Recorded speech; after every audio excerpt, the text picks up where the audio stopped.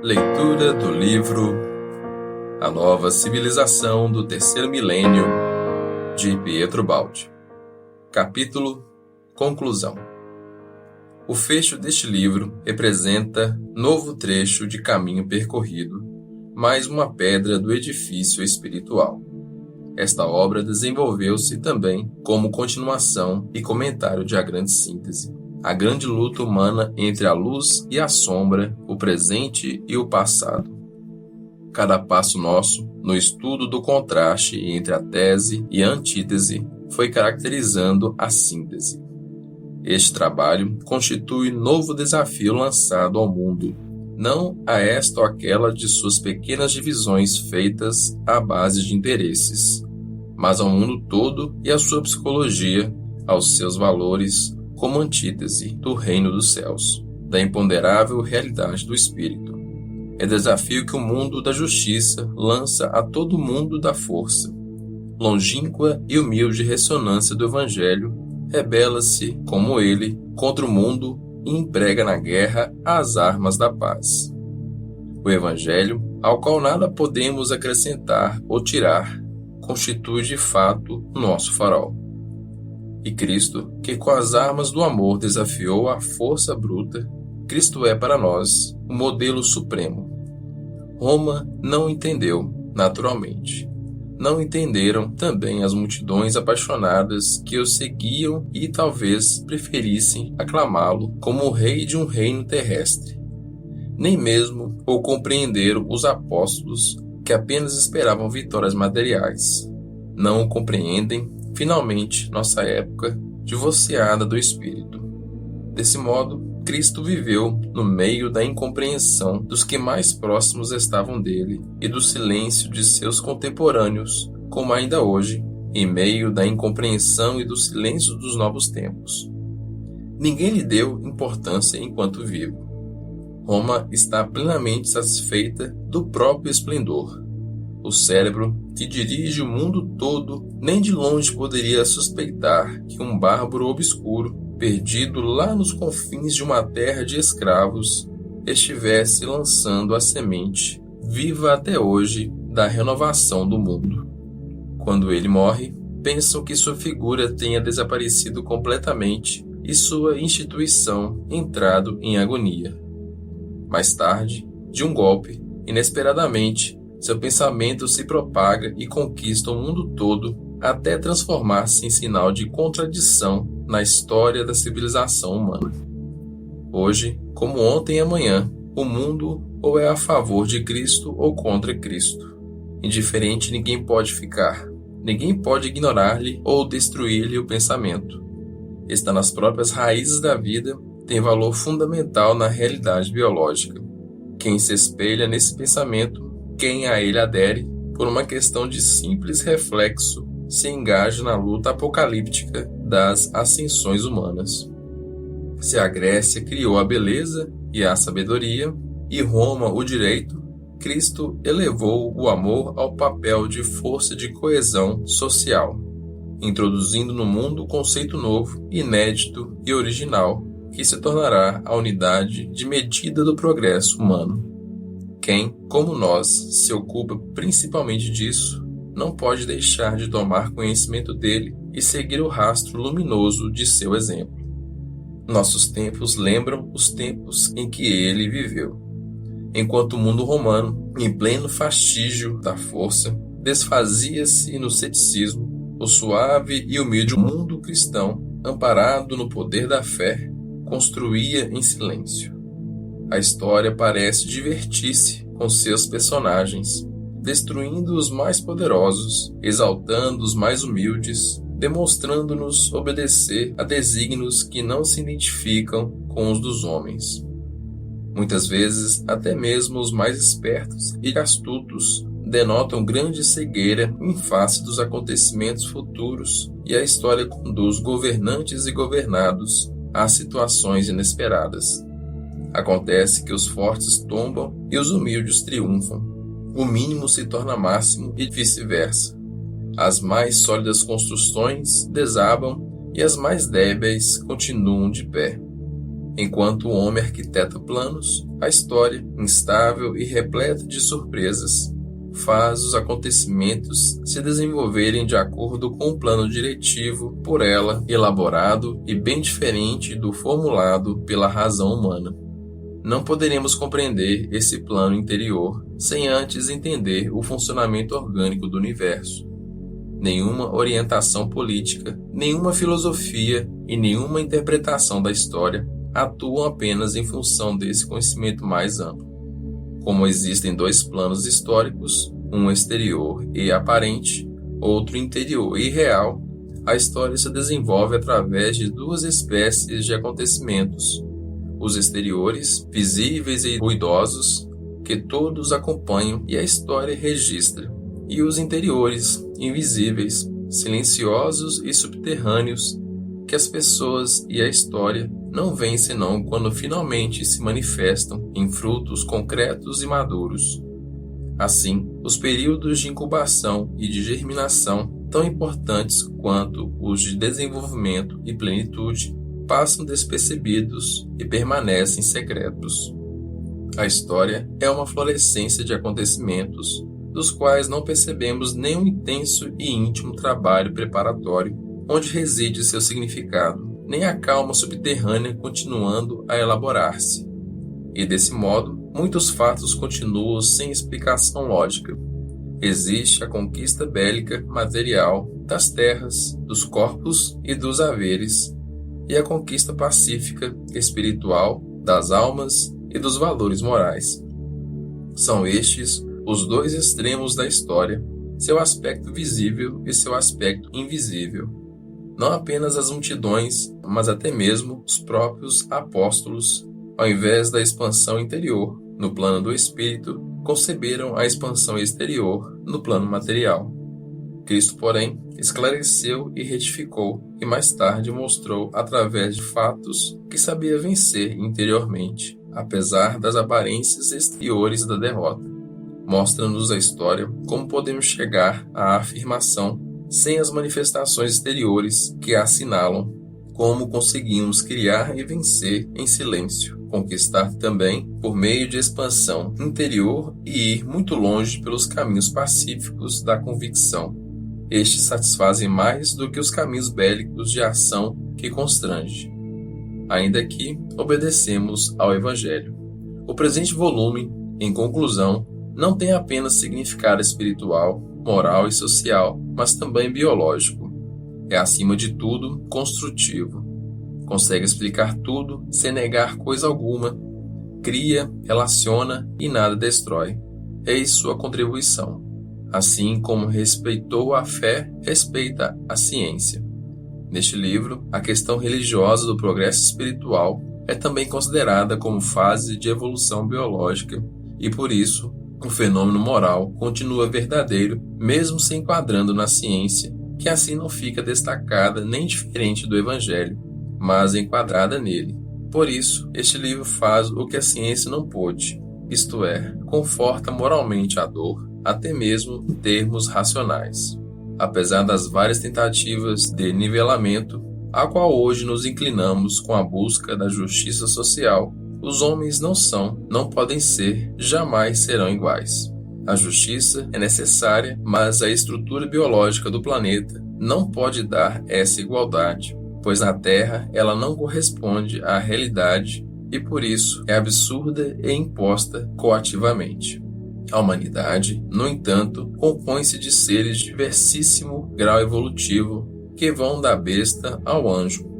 Para o primeiro tipo, o ambiente terrestre representa o máximo de evolução e de aperfeiçoamento biológico, de bem-estar e de felicidade. Para o segundo, o mínimo de tudo isso, apenas provações, verdadeiro inferno. Entre os dois extremos oscilam 1001 estados intermediários.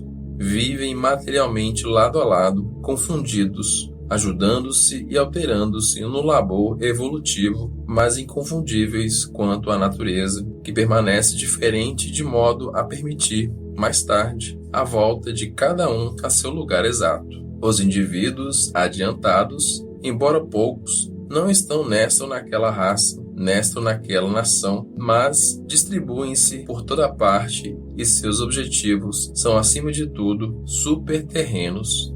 Os indivíduos evoluídos não constituem casta com o objetivo de dominar neste mundo, nem raça nacional de finalidades imperialistas. Pelo contrário, reconhecem-se à primeira vista e confraternizam-se onde quer que se encontrem, e finalmente sua vida já se dirige para fora deste mundo que eles superaram.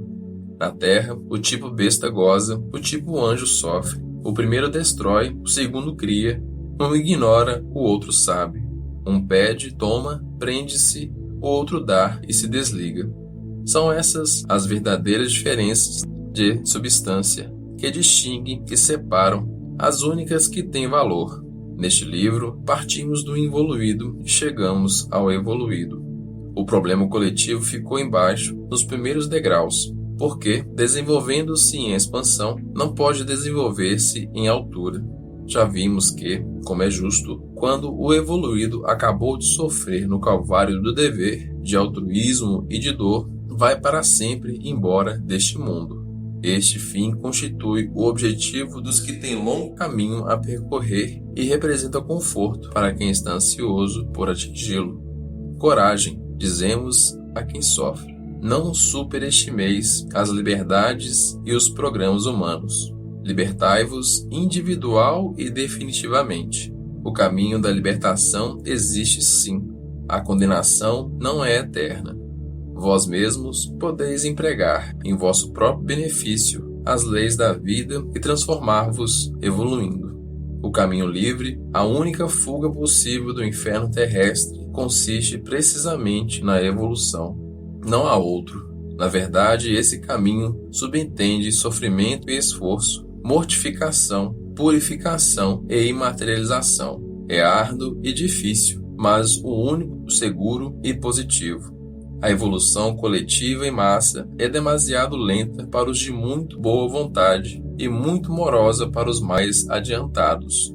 Quem quer concluí-la depressa deve abandonar a corrente e agir sozinho. Esse caminho é a redenção ensinada por Cristo. Por isso ele disse: bem-aventurados os que choram, porque serão consolados. Bem-aventurados os que têm fome e sede de justiça, porque serão saciados. Bem-aventurados os perseguidos por causa da justiça, porque deles é o reino dos céus. Alegrai-vos e exultai, porque a vossa recompensa é grande no reino dos céus. Mateus capítulo 5. O evoluído, que entende e sofre, compreende o valor destas palavras. Sabe que a ressurreição só é possível depois da paixão e Cristo pôs em prática leis biológicas, demonstrando-lhes a inexorabilidade. Não há outra porta para escapar à dor senão essa, estreita e difícil. O evoluído tem os olhos fixos no Getsemane, fase de evolução biológica para todos. O problema final deste livro, depois de todos os outros, é a salvação do evoluído. Há 3 tipos humanos predominantes. A Grande Síntese, capítulo 78, os caminhos da evolução humana.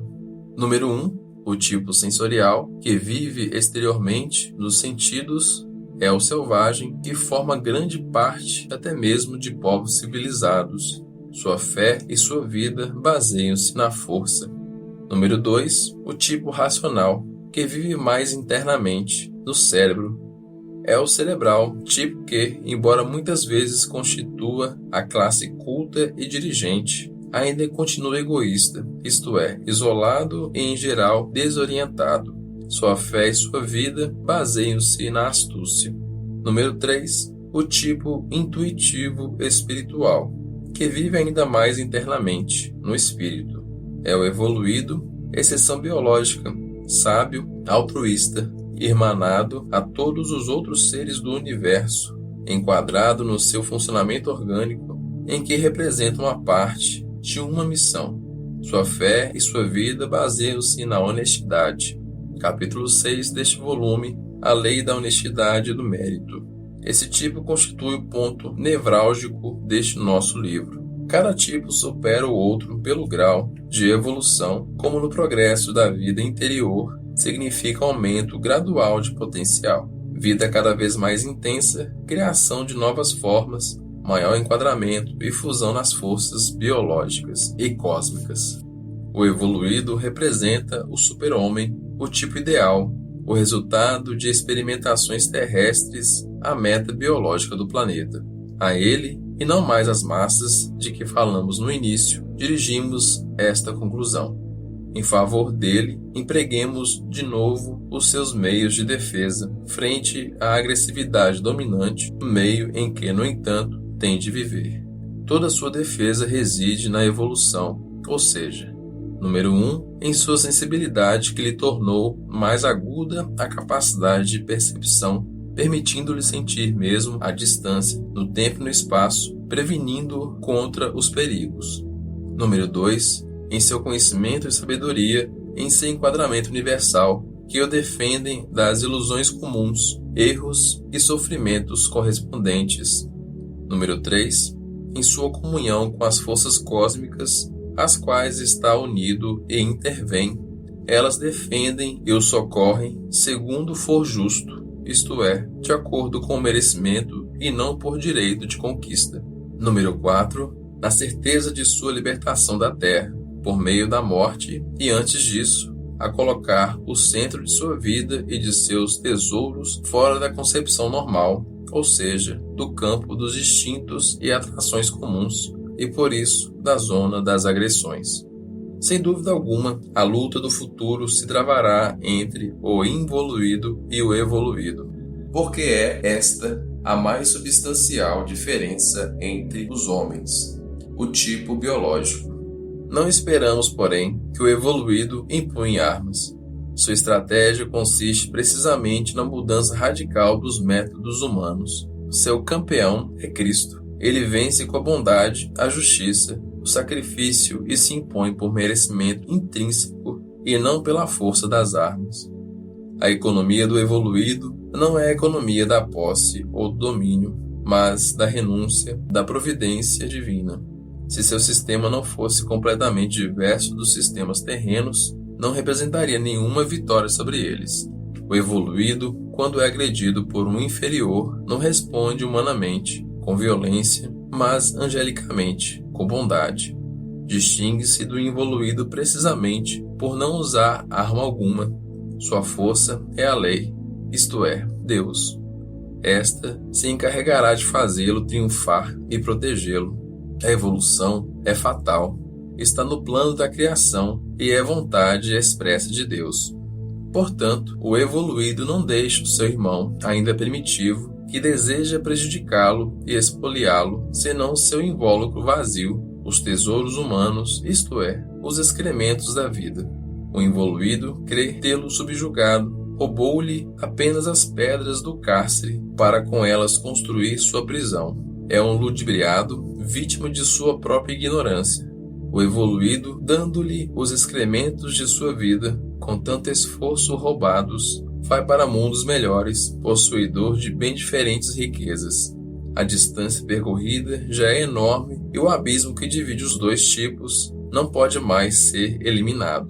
Porque existe a justiça divina. Se há gozo para o pecador, haverá felicidade para o justo. Lázaro e o rico avarento estarão eternamente distantes. Abraão disse: há entre nós e vós um grande abismo, de maneira que os que querem passar daqui para vós não podem, nem os daí passar para cá. Lucas, capítulo 16, versículo 26. Dirijamos ao evoluído, ápice biológico, essas palavras de conforto. A maior parte da humanidade ainda se encontra fora de seu campo e dessas derradeiras conclusões. É fatal por justiça divina que cada ser volte ao seu lugar, segundo o próprio merecimento e valor. Fechamos assim este volume, esse novo trabalho, salvo da destruição da guerra, dos sofrimentos, das contrariedades, do abatimento físico e moral, está terminado. Se aprouver a Deus, amanhã recomeçaremos. Tudo está nas mãos de Deus, tudo a Ele pertence. Fazer sua vontade, nosso perfeito guia, é a felicidade máxima. porque nos leva pela alegria ou pelo sofrimento, pela vida ou pela morte, ao nosso maior bem possível. Basta segui-lo satisfeitos e felizes. Amanhã, o esforço continuará ainda a traçar os aspectos infinitos do mutável e múltiplice do relativo. Continuará a narrar outros acontecimentos misteriosos para cavar novos sulcos nas almas em diferente clima histórico, com nova maturação de ambiente interior e exterior, de destino individual e universal. Estamos presos aos limites, algemados pelas dimensões desse nosso mundo. Só nos resta caminhar no tempo. Amanhã, este novo trabalho é concedido a todos como semente jogada nos campos, para que esse futuro seja mais completo, mais elevado, mais feliz para todos. Gúbio, Sexta-feira Santa, 1945.